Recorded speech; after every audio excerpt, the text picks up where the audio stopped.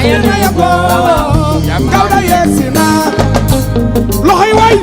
waaw répété bu ñu ñëwee 30 ans rédigé mu jeex. maanaam dañuy delloo buum ca mboy mboy ka le 31 nag incha allah bu neexee yàlla dañuy delloo buum ca mboy mboy ka li mu waxoon rek surtout jinne jàngi jinne du ma jommal nga xam ne ni moom la adduna bi yëpp di waaj Sénégal bépp di ko waaj.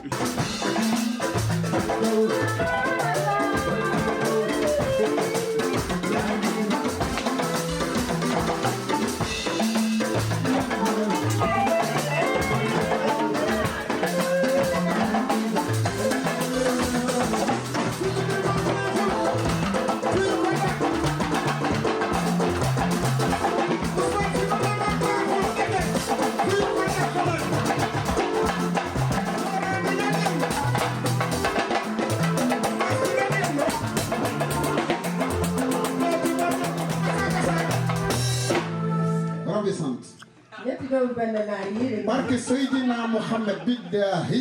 dama namoon sa dégagement.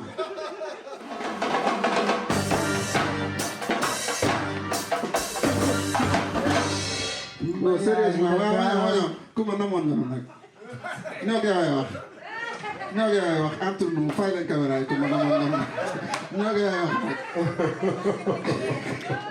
lii jot na jóg leen taxaw nag yow daagul num la neexee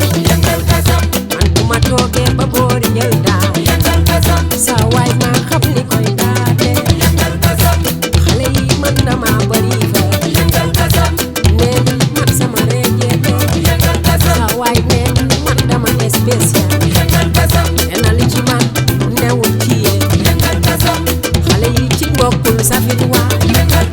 kon gësamal ñëwal ñu yëngal gësam.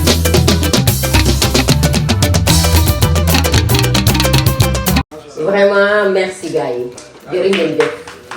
jàmbaar ngeen yëpp bravo ñetti doomi benn naan ba ngeen def D'Artagnan les trois mousquetaires.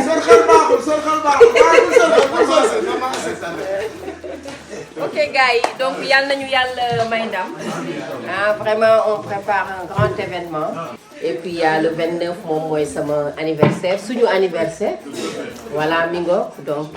c'est un gala dîner privé inchallah ak le 31 donc le bal des Gawlo